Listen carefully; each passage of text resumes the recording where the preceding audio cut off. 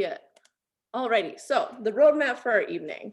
We're going to kick off today's webinar with the land acknowledgement, which is a practice that recognizes and respects Indigenous peoples as traditional stewards of this land, and the enduring relationship that exists between Indigenous people and their traditional territories. Then Michelle and I are going to discuss her book, The History of Modern Conservation, and what that means for our future. Then we'll wrap up with questions from you. So I want to thank everyone in advance who emailed me with questions. We have some good ones, and I'd love to see them in the chat too. You can ask during the webinar. I will confess that I am not the best at monitoring the chat and remaining present, but I'll try and be kind of in and out of there in case something comes up in the middle. And then today's webinar will run just over an hour. I love talking to Michelle, so if it runs a little bit over and you gotta go, don't worry about it. We'll send you a recording and it'll be available on YouTube. So starting first, the land acknowledgement. We at Columbia Riverkeeper recognize the unique and enduring relationship that exists between Native people and their traditional territories. We respectfully acknowledge that the places we are joining today's webinar rest on the traditional lands of Native people who have cared for these lands and waters since time immemorial and continue to do so today. I'm joining you today from my temporary home in Dillon, Montana, which rests on the traditional lands of the Shoshone-Bannock. So one more thing before we get started. I want to encourage everyone to get a copy of Michelle's book at your bookstore. It's beautiful, absolutely gorgeous. Before we were kind of talking about the cover art. There's also a wonderful audiobook recording that I listened to, and the person who does the audio actually does the voices, which was delightful. And before you run to your local bookstore, one of you will win a free signed copy from Michelle. So hold off until tomorrow night, and then we'll let you know. We'll let you know by email if you want. So wait until tomorrow night and then run, don't walk to your nearest bookseller to get your copy of Beloved or Beloved Beasts. All right, let's kick things off. Michelle, I'm so stoked for this. I'm so excited. I loved this book. How are you tonight? Thank you. I'm well. I'm so happy you're going to be joining us in the Northwest soon. So I'm speaking to all of you from White Salmon, Washington. I see there's a lot of Gorge folks on the webinar tonight. So hi neighbors and hi further flung visitors as well. Yeah, we had some folks from the East Coast sign up too, so that was pretty exciting. Fabulous. Hello to everyone. Yeah. Jumping right into it, why did you choose to write this particular book at this particular moment? Yeah, I've been an environmental journalist for a long time. I've written about climate and conservation for many years, but before that, I studied biology in college, and after college, I made a living for a couple of years working on wildlife research projects, mostly in the Southwest. I counted plants and chased tortoises around and caught frogs, and it was a lot of fun, but it also introduced me to some of the very divisive politics around endangered species conservation that were going on at the time, and of course still are going on. And I was just stunned by the passion around these questions and by the profundity of the questions that people were asking in, arguing about in coffee shops and town hall meetings. What's our responsibility to these species? Why do we have to save this one and not another? And that really stayed with me while I learned to be a journalist and started covering conservation. And I kept thinking that I would like to put together the story of conservation to look at really how people had tried to answer these questions since we as a global society came to the realization that we could in fact drive species extinct. And to show how our ideas have developed since people first came to that realization and decided to do something about it. I hope that by putting the story together, it gives conservationists, especially people interested in conservation, a sense that we have gotten somewhere. We have proposed some answers to these questions. We have had successes. We've had some failures. We've learned from those failures in many ways. I think sometimes conservationists especially feel that they're always dealing with the next emergency, and that's true to some extent. But it's also true that conservation, the movement, has grown and changed over time and has made progress. There are a lot of animals we have on Earth today that we wouldn't have were it not for the efforts of the conservation movement. Awesome. Great. Well, I'm glad you wrote it. So Thank you. I'm glad I finished it. I was trying to fit the story of modern conservation, even limiting it to modern conservation. What people have done over the last 150 years or so was quite a daunting task, trying to make it a reasonably sized book. But yes, I imagine it could have grown volumes. So yeah, it could have been 10,000 pages long, but fortunately I didn't inflict that on anyone. all right, so I would like to start the evening with a shared vocabulary because I think there's a lot of Mm, terms floating around that we would benefit from to have precise definitions of. So, could you tell us the difference between conservation, environmentalism, and ecology? sure. Yeah. And I mean, it's confusing. I know well as a journalist that those terms are often used interchangeably and they do overlap quite a bit. But conservation has somewhat different historical roots than environmentalism. Conservation, at least as I think of it, is the movement I said it that started in North America and Europe in the late 1800s when people realized that they were driving other species extinct. Human activities were driving other species extinct, not just in their own backyards, but on a global scale. And that movement was started primarily, not entirely, but primarily by sportsmen who wanted to protect the species that they love to hunt. And since then, it's obviously become broader and more diverse and more sophisticated. We'll talk about that, but that's how it started. Environmentalism overlaps a lot with conservation, and of course, is also concerned about species going extinct, but it really grew out of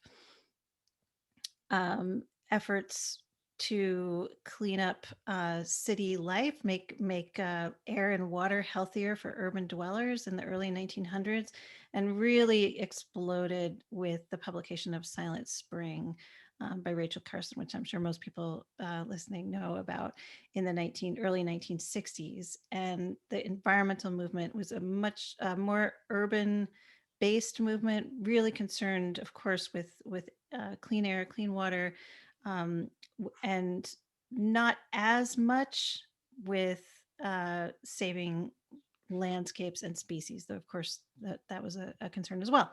And then ecology is sometimes used as this, or at least in the 1960s and 70s, was used as a synonym for the environmental movement. Confusingly, people would talk about the ecology movement, but really it's a science that got its start in the late 1800s and studies the interactions between um, species and their environment, and between species, and even between humans and other species. And both conservation and environmentalism have been profoundly informed by the growth of ecology as a science over the last century or so. Gotcha. Good. That's very useful for me. Thank you. All right, and so some listeners at home might call this a very silly question, especially if you're steeped in the conservation and environmentalism movement. You might spit out your drink, so take that sip and swallow it. So for those less versed in this, why do we need to save species, and what makes what's happening right now different than what we learn in school as natural selection? Yeah, it's not a stupid question because a lot of people are still asking it. Why does it matter? And and especially when people will hold up some very obscure species that the Endangered Species Act has said, well, this fly, the survival of this fly is going to block the construction of this hospital. And they'll say, well, why does this matter? And I think, let's see, let me back up a second and say that uh, for a long time, scientists didn't believe that extinction by any means happened at all. It wasn't all that long ago. It was the very early, late 1700s, very early 1800s when people realized that species could actually go extinct for any reason. They thought that species just hung out forever, never changed. And in the mid 1800s, late 1800s, people realized, oh, okay, humans can drive species extinct, not just on these remote islands we've been hearing about, but on a huge scale, like with the near extinction of bison on the Great Plains. And that's how the conservation movement got started. And then with the growth of ecology, people realized, oh, all these species exist in relationship with one another. They're not just like cows on a prairie. They depend for survival on all these other plants and animals. So the idea of the Endangered Species Act, and I certainly will admit that it sounds ridiculous when someone says, well, why is this fly important? And I do need to be very honest, perhaps that fly will not cause ecological collapse if it goes extinct. However, if a lot of different kinds of species, small, seemingly insignificant species, go extinct at the same time, these systems that we all depend on for survival could stop functioning, meaning could stop providing clean air and clean water and tillable soil for not just other species, but for humans as well. So I think sometimes there's an argument within the field of conservation biology, especially about why should we protect species? Should it be for their own sake, or should it be for for human benefit? And to me, it's important to protect species for so many reasons. I mean, I feel it in myself. I want to protect bald eagles in the gorge because I love to see them and I believe they have a right to exist just like I do. But I also want to see the ecosystem protected so that my daughter grows up living within and depending on survival for a healthy ecosystem. So I think we all have multiple reasons for wanting to see species survive. Yeah, I think that's wonderful. I think that's a great way to put it. So this book, and part of the reason I love this book is that it goes beyond a discrete history of modern conservation. Each chapter seems to sort of build on the one previous. I skipped a chapter at one point. I was like, well, I have to go back. I can't read this. So, for example, if you end up reading the book, folks, Rosalie Edge's relationship with William Temple Hornaday is fascinating. And they moved in different spheres and they intersected. So why did you choose to take this approach, Michelle? Yeah, it was really important to me. I mean, I wanted to show, I think, as I said before, I think conservationists don't think that much about the history of the movement. And I think those of us who are interested in conservation but haven't thought much about its history tend to know a few famous names like Rachel Carson. Maybe we've heard of John Muir or Aldo Leopold, the author of a Sand County Almanac. Um, we think of these icons as working in isolation from one another. They did these heroic, wonderful things. We are grateful to them, but we don't have a sense of that we are part of the same tradition that they were part of. And so I wanted to show how they fit in to what I really do see as a movement of people, famous and not famous, who are all working together, arguing with each other, collaborating in different ways, and building on one another's ideas. Because as I said, I wanted to show that there was some sense of progress and evolution and learning from mistakes over time. So, and that was really one of the most fun parts of the project for me was, you know, tracking down these letters and memoirs of when Rosalie Edge met William Hornaday, Rosalie Edge was a champion of bird protection, and William Hornaday helped protect the bison, and they had very different points of view, but they had a mutual respect for one another that was quite funny and endearing. Actually, Rosalie Edge, this was in the 20s and 30s. She said, I was highly flattered that he treated me like a fellow man. She was a suffragist and a champion of women's rights, so she felt like he was really taking her seriously when few other men were. So and then yeah, just the disagreements and the arguments and the misunderstandings that make up a political movement, a campaign for change. I found those to be just fun human moments, but also satisfying in that way of finding a thread through the history. Mhm. Yeah, I found it incredibly satisfying in the sense that we're reading a book about ecosystems to a certain extent, and we get to see this kind of meta level of another ecosystem on top of it. So it made it really Yeah, that interesting. wasn't deliberate. That wasn't deliberate, but after a while I realized it was happening and it helped me actually because I mean, as I said, any movement, but maybe in particular conservation, it's so complicated.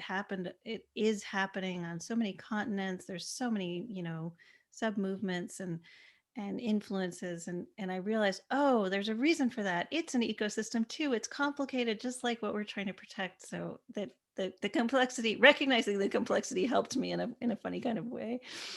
So it's really great. So And so my favorite chapter was about Hornaday and the bison. Mm, We're going to talk later about people having biases against for certain furry mammals, and I have a bias for all bison. right. I live very close to Yellowstone, so I've seen a lot of bison this year. Um, and so, first of all, I wanted to clear up that buffalo and bison are the same thing for all. Yes, they are. They are.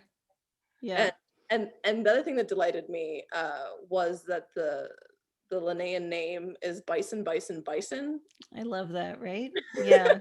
Yeah, the scientific name, which so bison, bison, bison is a uh it's the genus. The first bison is the genus, the second bison is the species, and the third bison is the subspecies. So that's the name of the plains, the scientific name of the plains bison. Great. Yeah. So could you tell us about the range of the plains bison before this extraordinary slaughter took place, and what bison jumps were? Oh, yeah.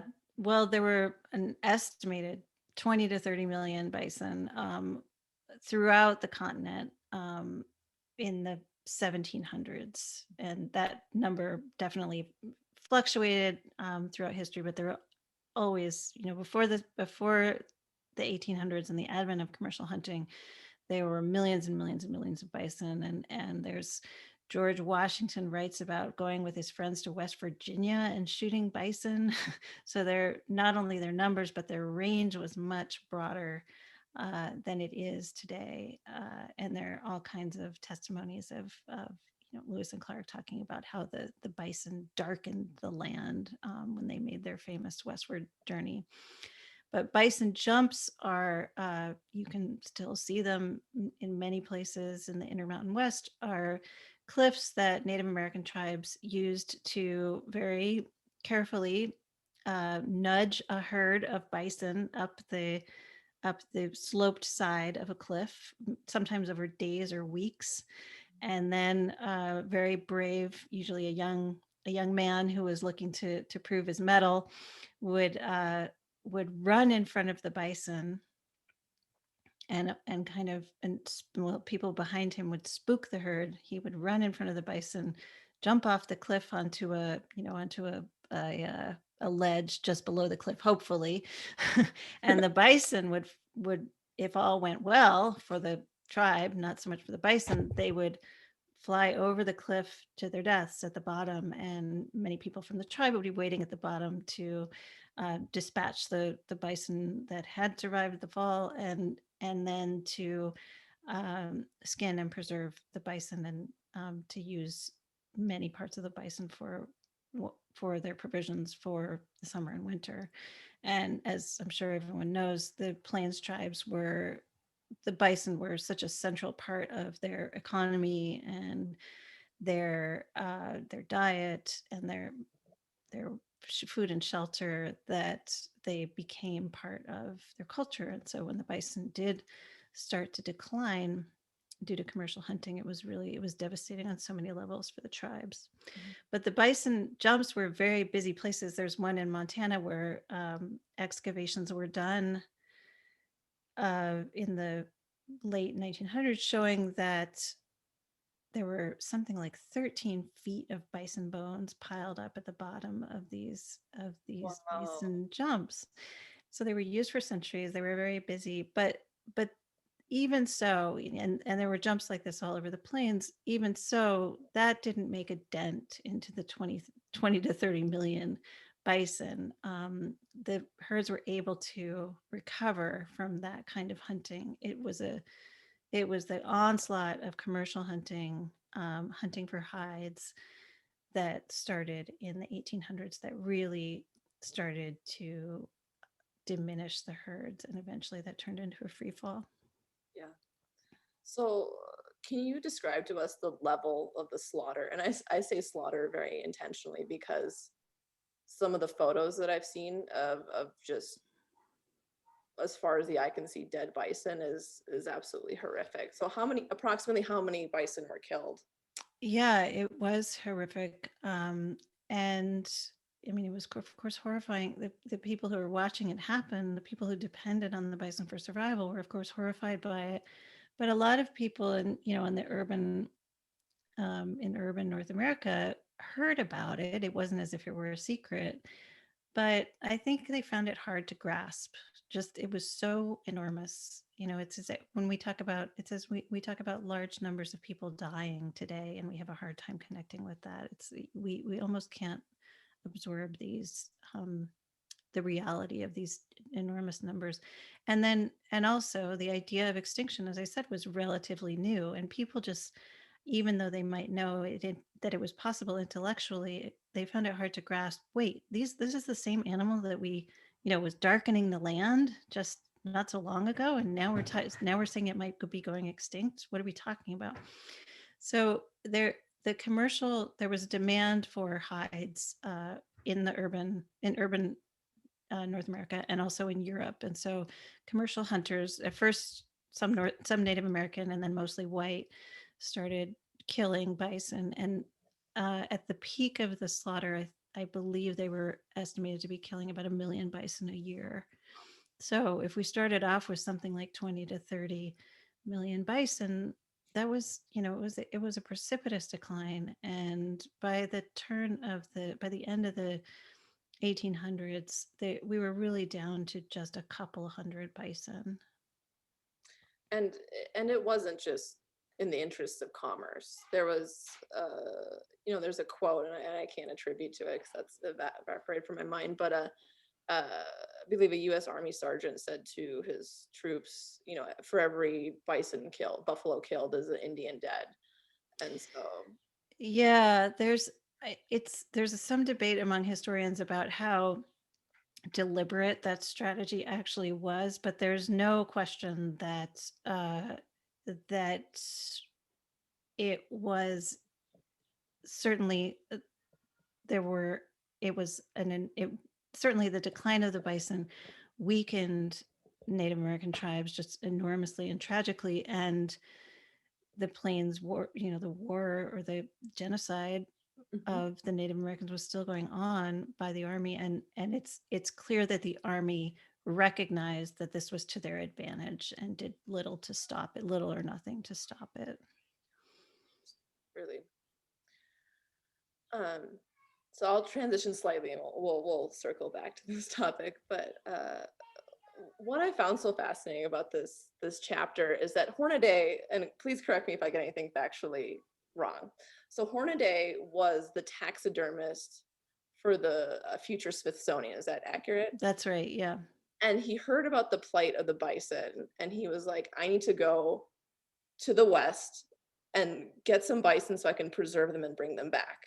And so he went out and he was hearing that there's no bison left, you're too late, like they're gone. And he goes out and he shoots 16 more and then stuffs them and brings them back to New York City. Yeah, Hornaday. I mean, we can talk about Hornaday did some really reprehensible things. He also did some things that we benefit from today. He was an incredibly complicated man, and his life was just full of these almost some serious, but some almost laughable ironies. Like, what are you talking about? You wanted to save the bison, and your first reaction is to go out and shoot a bunch of them. What are you talking about? And I mean, and this was at a point where the bison were down to an estimated 200 or 300 animals, out of 20 to 30 million. So, but in Hornaday's moral universe, and it does make some sense given the context of the time. So I'm not sure I agree that it was a good idea, but just to explain what he was thinking, people at the zoos were very rare at the time. And so, as I was saying earlier, this was a very abstract thing to most people in the US. They didn't have a sense of the majesty of these animals. They just heard that bad things were happening. A lot of them were dying. And so Hornaday's idea was, I want to recreate just the grandeur of the bison. He was a taxidermist by profession. He knew it wasn't possible to display them in a zoo. They didn't really exist at the time, very primitive zoos. but what did exist was a very sophisticated art of taxidermy, and most people's encounters with exotic animals would be stuffed specimens that they would see in museums. So he was very innovative as a taxidermist, and he said, I'm going to just work my magic with these animals and hope to inspire people to protect them. And so he brought these specimens back. He did create a striking display. I've seen it. It's now in Montana, and even though I've seen many live bison, it's still an impressive display, and millions of people came to see it. So I'm sure were Hornaday here, he would say in his defense, yes, I know, it sounds crazy, but I may have done some good by waking people up to the plight of the bison, and waking people up to just what was being lost, because there was this sort of, when people got past their denial that this was happening at all, then there was this kind of resignation where people would say, and there are editorials to this effect where people would say, well, that's very sad, but perhaps that's the price of progress. The bison has to make room for, for the our national destiny, or what have you. So he was quite, I think, unusually and admirably for his time. He was like, this is wrong. And not only is it wrong, but it can be stopped, and we need to figure out how to do that. And am I correct in understanding that he spearheaded the bison husbandry in what would become the Bronx Zoo? Yeah, yeah. I mean, one thing we know that he did that was very useful for us today, was that decided to he became the director after leaving the Smithsonian. He became the director of the Bronx Zoo, and he decided to raise bison in captivity. So literally he raised a herd of bison in the Bronx, and there are still bison at the Bronx Zoo today. You can see them, and he put several dozen of those bison on a train in 1907, sent them out to Oklahoma and let them loose, and they did very well. And the descendants of that herd, many of the descendants of that herd, are now on public lands, federal public lands around the plains, and they are part of a very widespread effort that's led by tribes and First Nations to restore the bison, in a larger scale ecological sense, to the plains today. So his work, the legacy of his work, again, extremely complicated guy, but he left us a legacy that we are still finding useful today. I just thought that was so cool that there were bison in the Bronx and then they came back. Just the chutzpah that required to say, I am going to try that. There wasn't a time when people thought, I mean, we're familiar with the idea of captive breeding and reintroduction now. That was not a thing then. He was basically treating bison like cows, and luckily they are enough like cows that he was able to succeed, but he had no idea what he was doing.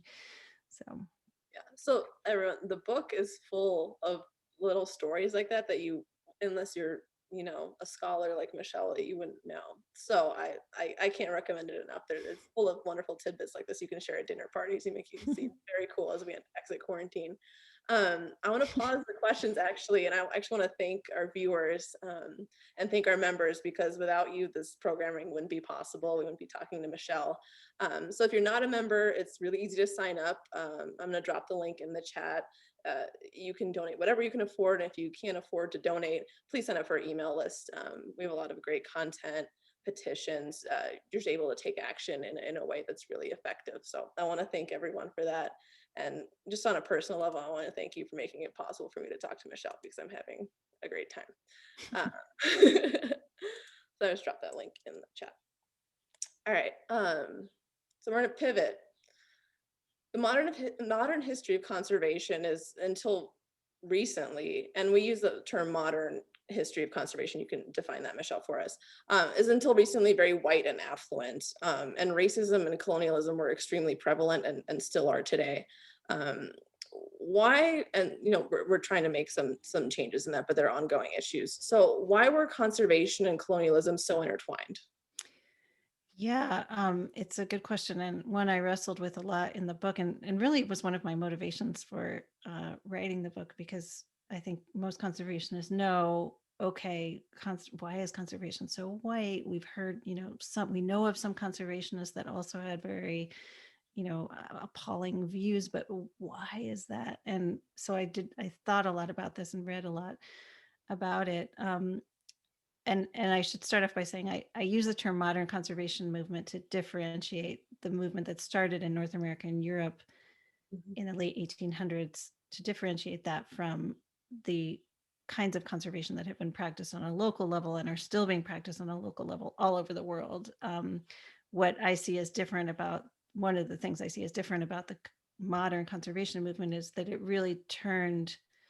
it introduced the public to species that they might never encounter in their daily lives, but whose fate they were nevertheless affecting. So it really turned conservation into a global concern. And I think that is one of its, despite the many flaws of the conservation movement, which I'm about to talk about, that is really its primary accomplishment, is bringing concerned people from all over the world together uh, to protect species that they might never run into in their daily life, like the bison.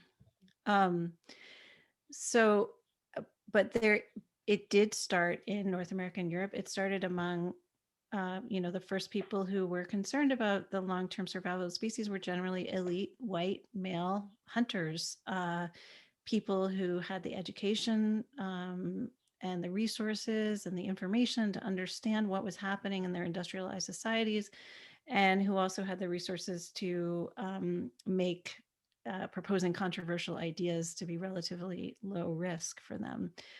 So that meant, the way I see it after immersing myself in conservation history, that has led to a tendency for the conservation movement to default to centralized top-down solutions or strategies.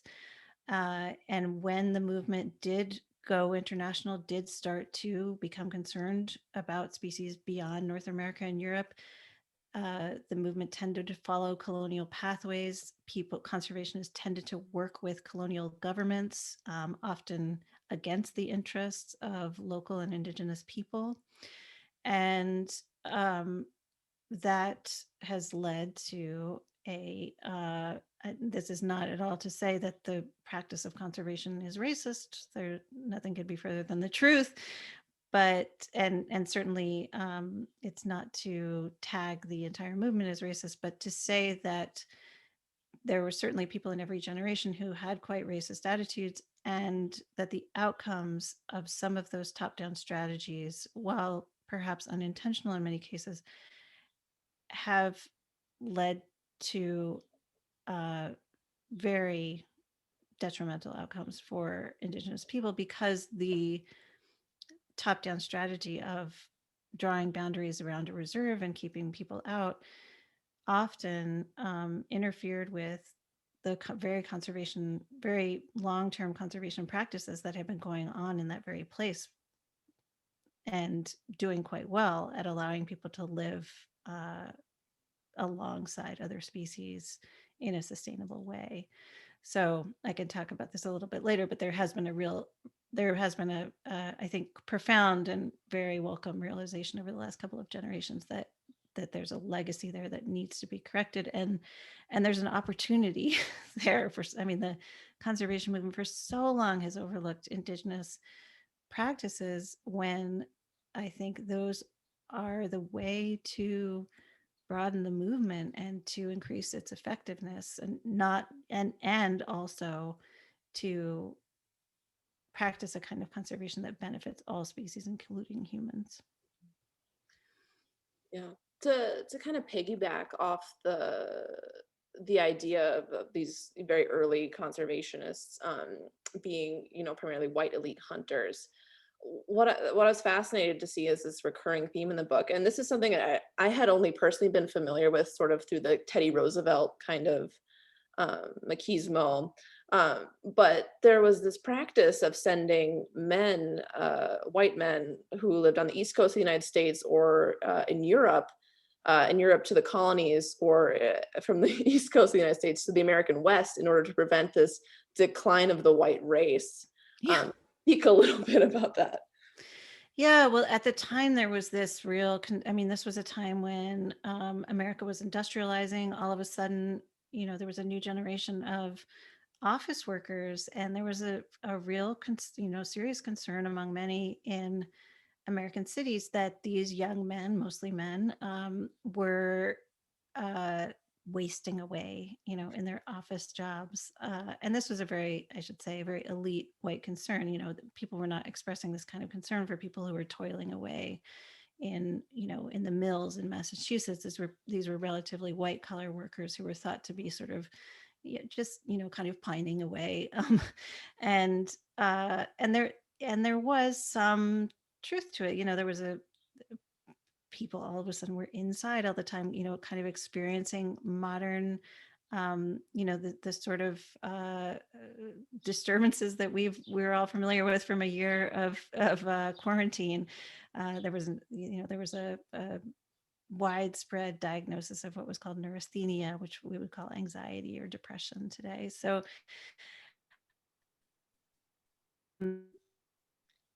conservation for some people became wrapped up with these concerns, and people saw preserving the frontier and preserving its wildlife as a way of preserving the masculinity of the men in their society. And in the worst cases, this became, and there were some prominent conservationists who explicitly talked about this, that they intertwined their genuine desire to protect other species with an equally genuine and much, much less admirable desire to protect their own species, by which they meant the white race. And this goes, this belief that humans are somehow divided into species goes way back in Western science. And it's of course a fallacy that still haunts us today. And it has haunted conservation, because there are, and again, I will say that this is a minority view. It's by no means meant to tag the whole movement, but in every generation, there seem to be one or two people who prominently talk about prominently draw a parallel between the preservation of certain species, the purity of certain species, and the purity of what they call their own race. Right. And we obviously can't go through the entire book, although I would love to. But conservation wanders into eugenics at a certain point in its history through Julian Huxley, if I'm correct. And that's the brother of Aldous Huxley, author of Yeah. The New World, which is another great dinner party tidbit for all of you at home. Could you speak on that a little bit? Yeah, many people may have heard of the eugenics movement, which was, it's disturbing, fascinating to read about, disturbing to read about. Very widespread idea in the early 1900s, by people, curiously, by people of many political stripes. There were progressive activists who were quite enamored with eugenics, as well as people who had very racist ideas. It was this idea that it would be good for humanity to manipulate or control human reproduction, so as to improve our, quote unquote, breeding stock. So this took a whole range of forms, from simple incentives that we might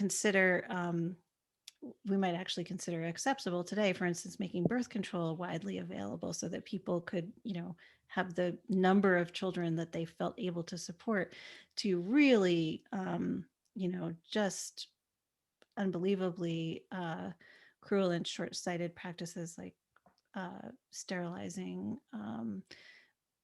mentally handicapped people against their will, even supporting control on reproduction for people who happen to be poor, all with the idea that this would somehow improve our collective future. And of course, when the Third Reich and the Nazis took this to its logical extreme, it fell out of favor. It was no longer possible for anyone to say that this was a humane idea, but it really, I think it appealed to many conservationists because conservationists tend to come from a scientific background, and they tend to have sometimes an overly biological view of humans. They see us all as the same, not don't place as much importance on our individual variation, and they say, well, we'll manage humans like we might manage another species, and they got seduced, unfortunately, by this idea. And Julian Huxley was one of those people, extremely intelligent guy, and did a lot for turning conservation into an international movement, but really had an outsized faith in the wisdom of scientists. and and he and his brother Aldous, the novelist, had a lifelong correspondence, would often argue about Julian's faith in centralized authority and in science and in sort of the technocracy. Mhm. Um, Yeah, I think that's very interesting, especially, you can see a reflection in our modern times with some aspects of Silicon Valley, like wanting to hack humanity, for lack of a better word. yeah, yeah, there's a lot of parallels there, and I mean, of course,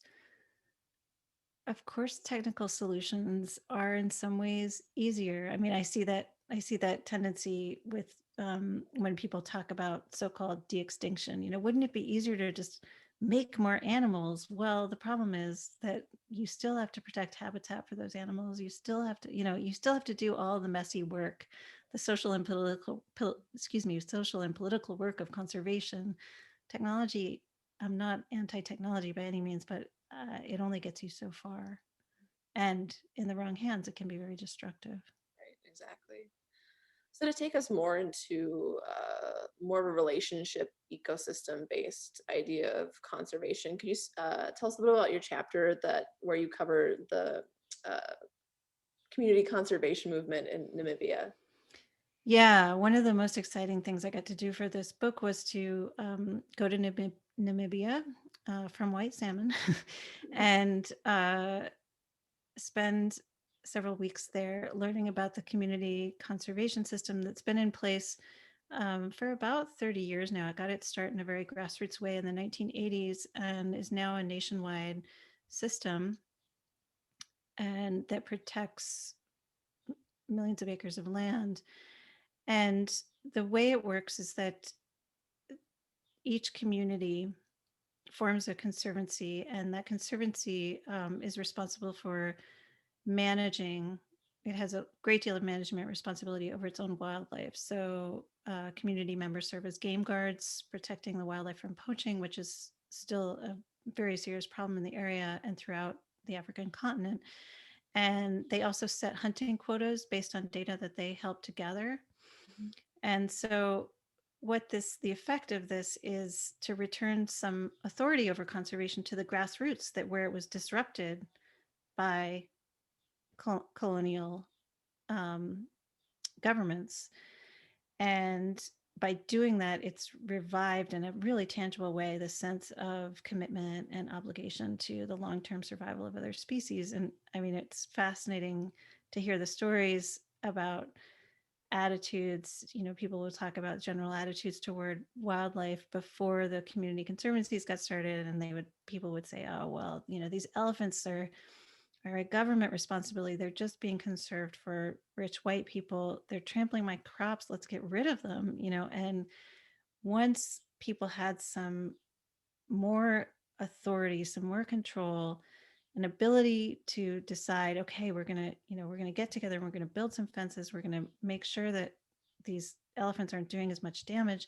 And then we're also going to get, as a conservancy, we're going to be able to benefit from the tourism that is drawn to our area by these healthy wildlife populations. So the community conservancies were really eye-opening and exciting to me because I've been to a lot of meetings where in North America where people are trying to work together at a community level to accomplish conservation. And I have never been to meetings that have gotten as much done as the meetings I went to in Namibia, where people had, many people were semi-nomadic herders. They were in the middle of a deep drought. They had traveled for days on, roads that were really rough travel, and they just sat for hours and argued and debated over how to make sure that these species would be around for the long term, because the system had reduced the burdens of conservation. They had made these animals easier to live with, and um, they had also made it possible for people, communities, to share in the benefits of conservation. And I really was a real, as I said, an eye opener for me, because I think we in North America can learn a lot from that. It's people do, and we have a lot of political division, which I think is one of the main obstacles to this kind of approach in the US. But I do think that, were you able to give people a truth serum and say, do you really want, I know you think that environmentalists are crazy, but, do you really want the species you live next to go extinct? I think most people, if they were truly being honest, would say, no, I just don't want the government in my business. I don't want the people I see on TV to be controlling my, these crazy hippies I see on TV to be controlling my life. There's a lot of misconceptions, and then some, true complaints about the distribution, and the fact that people are not benefiting from conservation, but are bearing some of the burdens. So anyway, I think that example, which is not by far from the only example, there are similar programs all over the world now. I think America has a lot to learn from them. Yeah. My favorite story from that portion of the book is there's a gentleman complaining about an elephant drinking out of his well. Yeah. And the other party is like, okay, well, we'll get rid of the elephant. He's like, no, are you crazy? That's my elephant. Yeah, I don't like that elephant, but he's bothering me, but don't you get anywhere near him. Fine. And Yeah, see, it seems like the elephant became more of like an annoying family member than an actual something to a problem. You know what I mean?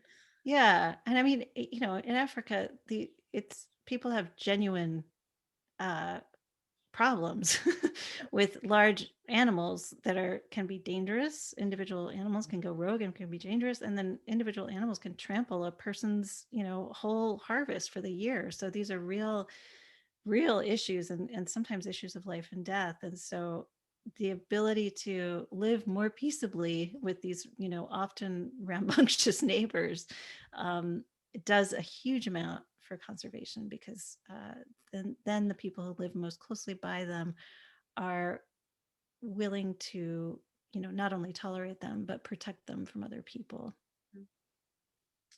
So let's talk about fuzzy mammals. Why do you think people are so attached to certain kinds of animals? And then how do we use these biases to protect not just single species, but to protect relationships, which is, I think, what Sandy mentioned in the chat here. Yeah. Yeah, it's true. I didn't go into this in the book, but I know there have been some studies by psychologists of exactly why we do have a bias toward fuzzy mammals. Some people think it's because, we like animals with eyebrows because they can make expressions that are somewhat similar to human expressions. We look at our dogs and we think we know what they're thinking because they have eyebrows. And some, maybe we just like the soft and fuzzy animals, but there truly is a cross-cultural bias toward fuzzy mammals. I personally have loved amphibians since I was a kid, and so I like fuzzy mammals fine, but I'm good with slimy ones too.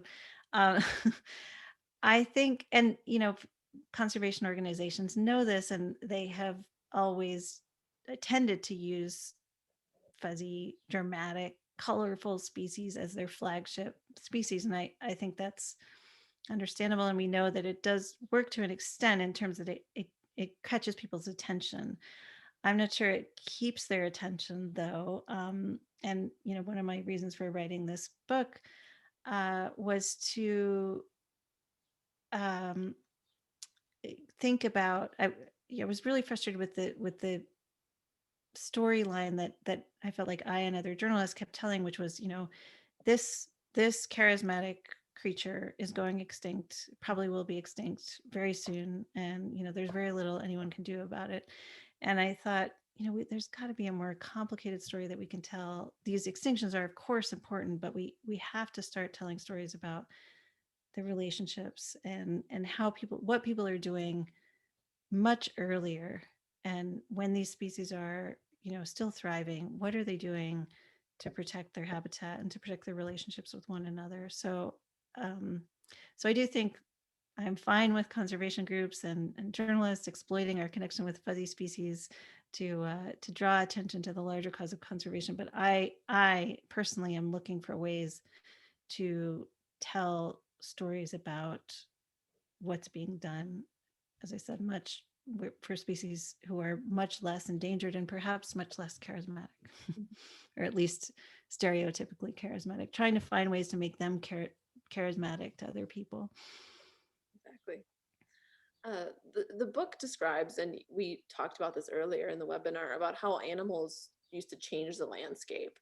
Bison Mm. out the prairies, Pacific Northwest, people could walk across Northwest streams on the backs of salmon. Will we ever see that again? Well, there are an estimated 250,000 bison now on the plains. There were 20 to 30 million 300 years ago. There are about 30,000 of those 250,000 that are on the plains today are raised for conservation rather than for commercial sale as meat. So we have a long way to go.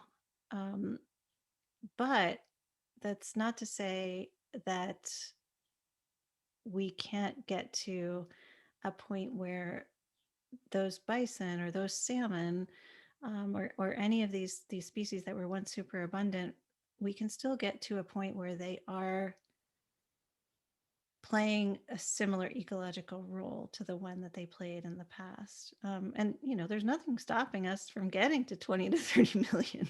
It just might take a while. I don't want to raise anyone's expectations.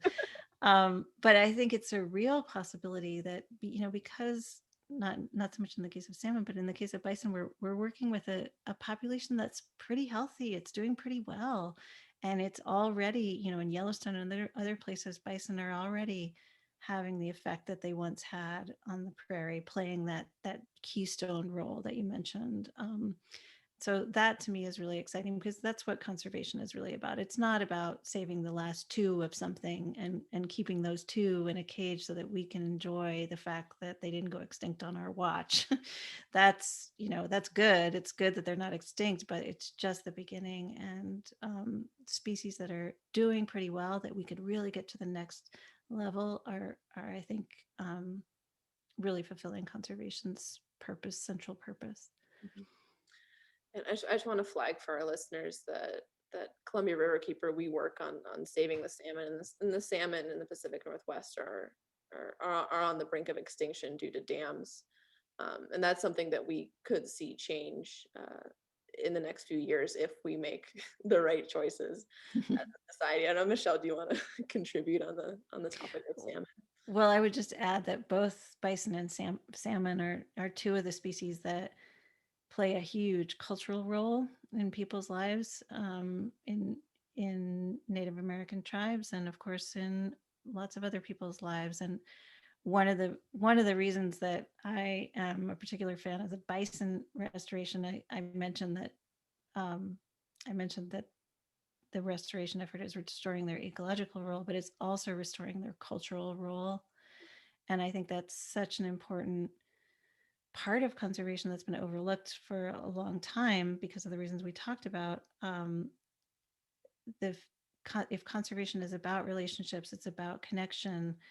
Um, it should also be about human connection with other species, and these cultural traditions are part of that. So the fact that bison restoration, and then I think there's an opportunity for salmon restoration to do the same thing, to work on all of those levels, on the cultural and ecological level. It's exciting to me, and it's, I think, a real opportunity that the region has. Yeah, we're seeing extraordinary work among tribal governments currently and other NGOs, and um, there's a real shot with taking down the lower Snake River dams.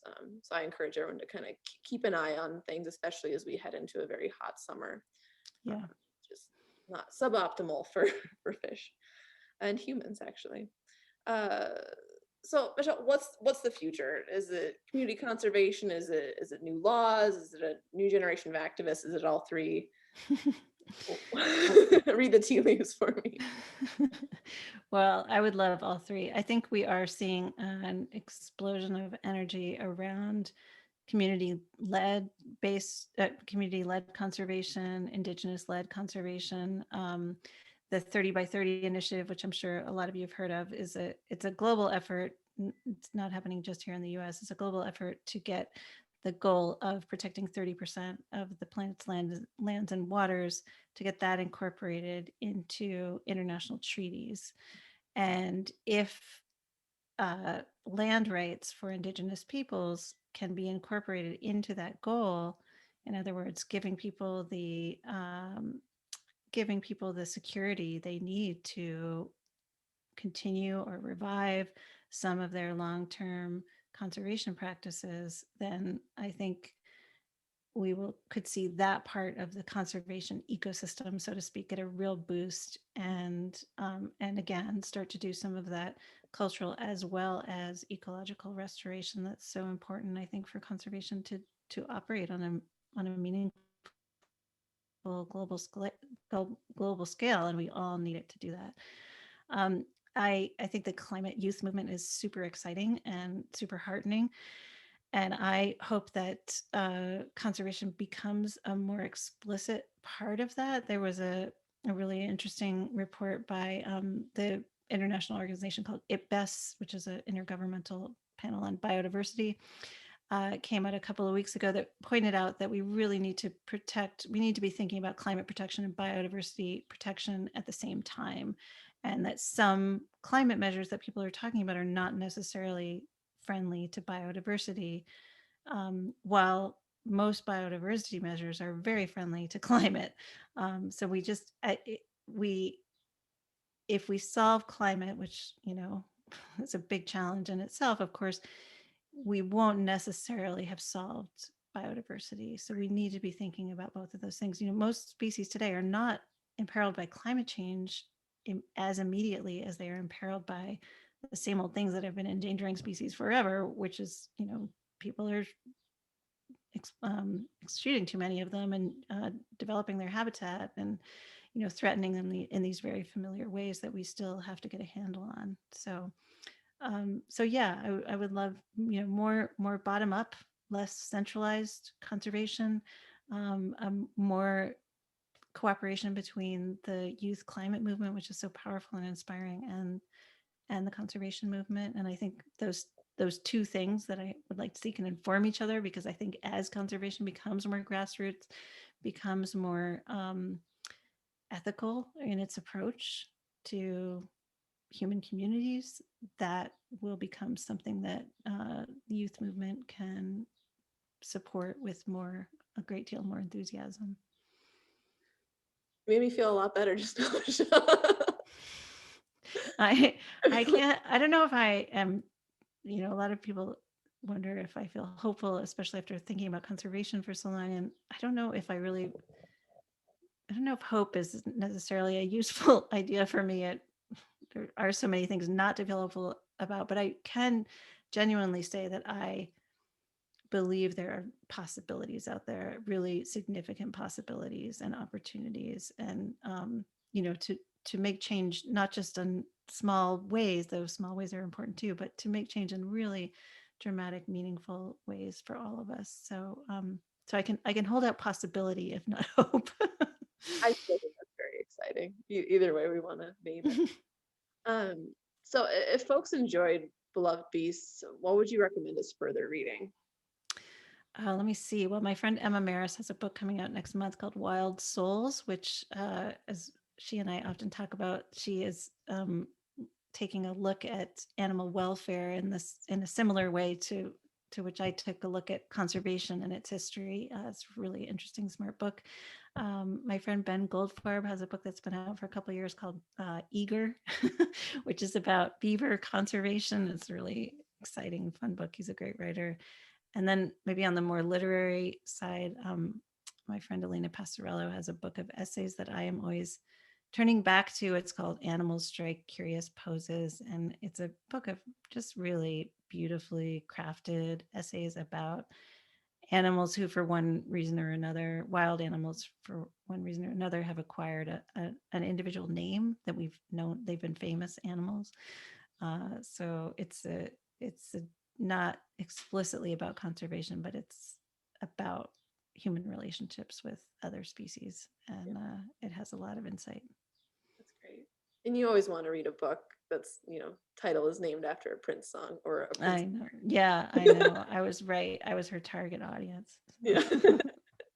um, we're circling down our last few questions here, but what advice would you give to budding conservationists? Whew.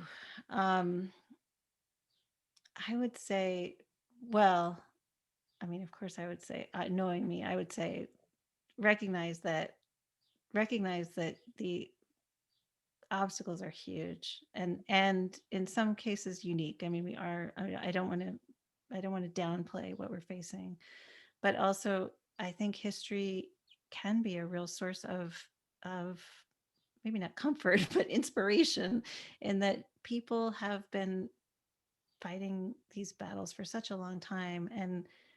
And when you put yourself in the shoes of some of these folks, you realize they were, they were working at the start, through World War II, at the start of World War II, through the Dust Bowl, through things that seemed to them equally catastrophic, and they managed to continue doing what they thought was right, and often it was something that we're very glad they continued to do. So um, and I would just say also that I think, despite what my fellow journalists and I have tend to harp on about, everything seems to be going extinct, and that's not to downplay that there is an extinction crisis, but there are also tons of underreported, really good news stories, genuine good news stories about progress, about systemic changes that are happening.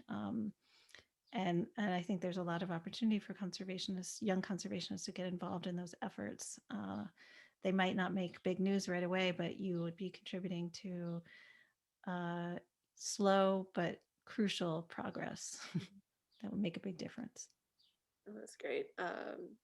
My family is from Russia, and so there's a joke about Russian history, which I'm sure some of you are familiar with. But what's Russian history summarized in 5 words? And then it got worse. 4 words. So I wonder if maybe the history of conservation summarized, or the future of conservation, could be, if we work, maybe it'll get better. If we work, there something will change. Yeah, yeah, yeah. I mean, it's funny. It's in some ways it is the Russian story, and then it got worse, and then people were dealing with bigger and bigger and bigger problems, but they were also learning things and making progress. And it's never been enough, but there's a chance that it will be. I take, when I do feel really down, I take refuge in a quote by Aldo Leopold, who was a very optimistic person, but he was writing to a friend in a pretty grim mood, and said, well, that the future is hopeless should not prevent us from doing our best. And by that I take him to mean that we don't know, the future. It might seem hopeless sometimes, but we may not be around to see the effects of what we've done. Um, but but we should continue to do what we think is our best, Mhm. and have some faith that that's going to make a difference. Yeah, I think that's really lovely. All right, last question of the evening, and then we'll answer some of the questions here in the chat. This is kind of like a human interest question. So those of you who don't know, and we kind of debate the actual meaning of off grid here, but Michelle, you spent several years living off grid in the foothills of the Rockies, and so as we move out of quarantine times, how do you suggest, or do you have suggestions for folks about how we can better unplug after such a digital year? Yeah, well, it's funny. I lived off grid, or I should say, I lived in a house built by my husband for 15 years that was powered by solar panels. All of our appliances were powered by a set of boat batteries. But we always had all the modern conveniences. I feel like it was always uh, more comfortable than people assumed. And also somewhat less romantic, but more comfortable than people assumed. There were certain things we couldn't have, but they were pretty minor. And I know I still live in a house that's very small, like my off-grid house was. And still live a pretty frugal life. So I did retain some lessons from that. I do now have better internet access, and I will bet that I watched at least as much Netflix as anyone listening tonight. And over the last year, I'm all caught up. uh, and but I can say that. So I won't pretend to give anyone advice on getting away from digital devices, but I will say that I did learn from those years off the grid that it was very possible to be quite comfortable and satisfied on quite a bit less space, fewer resources than many people assume. So it wasn't as if I gave a lot of comforts that I really missed. It was really just figuring out that we could have a lot of fun and be just fine without some of those things. Yeah, keep the overhead low, I think is the Yeah, I found that there was a lot of freedom in keeping the overhead low. um, all right, well, we're going to transition to our question portion. We have some questions in the chat. I'll give everyone else a chance. If I missed your question previously, throw it back in the chat. I have a question from email here from Nick. And I don't know if you'll be able to answer this, but maybe. Mhm. How does Alexander von Humboldt fit into this history?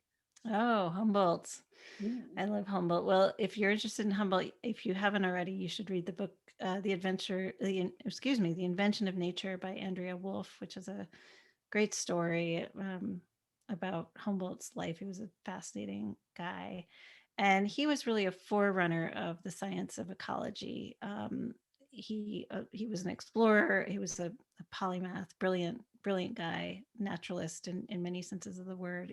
I believe he lived in the 1700s. I think I have the century right there, but and he laid the groundwork. He was not an ecologist. There wasn't such a thing at the time, but he was very interested in how species and climate interacted, what made certain species grow in certain places at certain elevations. And these are things that we take for granted now, but people had not made a systematic study of such things at the time.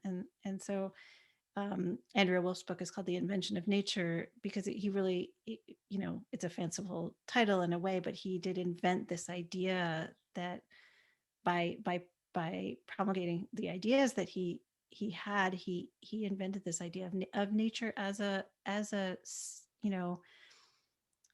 community of life that we're a part of. And so his influence is still on science and really on the way we think is still enormous. Mhm. Awesome, great, thank you. Um, there's a few just comments for you in the chat, Michelle. I don't know if you can see them. There's some Mm. about Isabella Rossellini, just messages to you if you want to take a look. Oh, thanks. So from we have someone asking, in researching and writing the book, what trends emerged in views on abiotic factors, physical/chemical, like soil, water, etc., in addition to living organisms? I don't know if you can answer that. How views evolved. Well, I can speak to that in one sense, which is that the views within the conservation movement early on were really limited to people wanting to protect, just in a very sort of first responder sense, wanting to protect species from being shot and killed. And they weren't, I mentioned that Hornaday, the protector of the bison, wasn't thinking about the bison's role in the ecosystem. Um, and he wasn't in general thinking about its habitat, whether it be biotic or abiotic. He wasn't thinking about the effect that bison had on the soil, that they would have on plant growth, that they might have on water filtration because they stimulated the growth of the prairie grasses.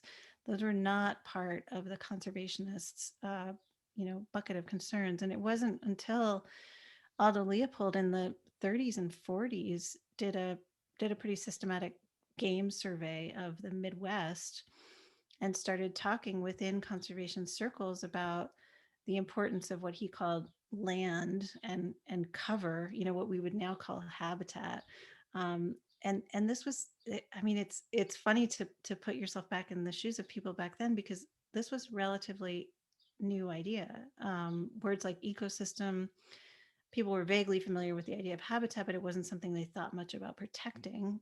We had national parks, but those were mostly for scenic views, not as, they weren't really thought of as being habitat. And words like ecosystem and even food web, those had just been coined. They weren't popular. They weren't in the popular vocabulary back then. So that was the beginning of the conservation movement, the modern conservation movement, as I've defined it, in thinking about habitat, including abiotic factors like soil and water.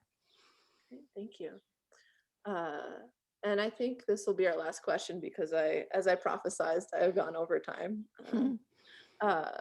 So how do the lessons from conservation history help us and hinder us in our efforts to deal with modern Western wildfire? Oh, wow. Good question. Question. Yeah, that's a whole other talk.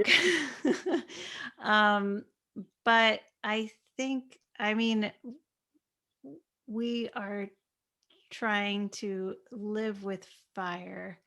I think the parallel is that we as a modern society are very belatedly being forced to learn to live with fire, and are being forced to deal with the legacy of a lot of mismanagement, in a similar way that the conservation movement is belatedly realizing that conservation is not just about protecting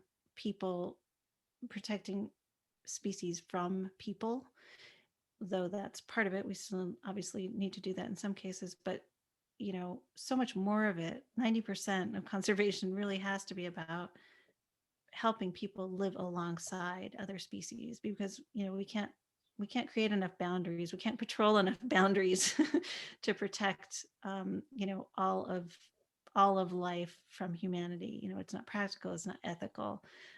So conservation really has to be about living alongside other species. And I was talking about Namibia, where that's being done in a very concrete way. But I think, all of us need to think more about ourselves as being part of and as living within an ecosystem. And I think we're experiencing painfully the very same thing with fire now, as speaking as someone who packed her go bag last weekend in anticipation of a pretty ugly fire season. Yeah. Well, it's going to be a fun summer. Fun in the Russian sense, potentially. Yeah, fun in the Russian sense. I'm gonna remember that. Yeah. You take that one. I just last little thing here from Marissa Davis, little comment. I just want to say we have had many years of battling the Kalama methanol plant. I contributed what I could, but at least I'm very happy with the victory. So if you haven't heard about this, folks listening, Yes. this is huge. Columbia Riverkeeper, the communities that live in Kalama, all sorts of NGOs, we defeated a $2.3 billion, the world's largest proposed frack gas to methanol refinery. They've withdrawn their permit. They terminated it. It's enormous. This is huge news. So I've been talking about this all week, but I just want to thank everyone who contributed to that fight in any way, whether sharing or your donations or organizing. It's really extraordinary. So when we work together, we can accomplish huge things. So thank you, everyone, for that. Yeah. It's huge, and it's a real testament to not having a lot of reason to feel encouraged at the beginning, and all of a sudden progress happening. So yeah, congratulations, and thank you to everyone who worked on that. Yeah, all glory to the organizers. Yeah. It's great stuff. All right. Well, thank you everyone for joining us. If you're not already a member, please consider joining Columbia Riverkeeper. You allow us to put on events like this. You allow us to take down a $2.3 billion fossil fuel project. So it's just amazing. And again, kind of going back to what we spoke about today, we have a once in a lifetime opportunity to bring salmon back from the brink. There's a lot of folks working on this. You can learn more about it at columbiariverkeeper.org. I'll drop the link in the chat. And then if you don't hear from us by tomorrow night, it'll be in your email if you won the signed copy. If you don't get an email from us, please check out this book. I just think it's extraordinary. Thank you, Michelle, for writing this. It's been a pleasure to learn more. So, all right. Thank you. Thanks for having me. And thanks to you and Riverkeeper for all you do. Of course, we'll keep doing it. Yeah. All right. So thank you everyone for watching and enjoy your evening. Actually,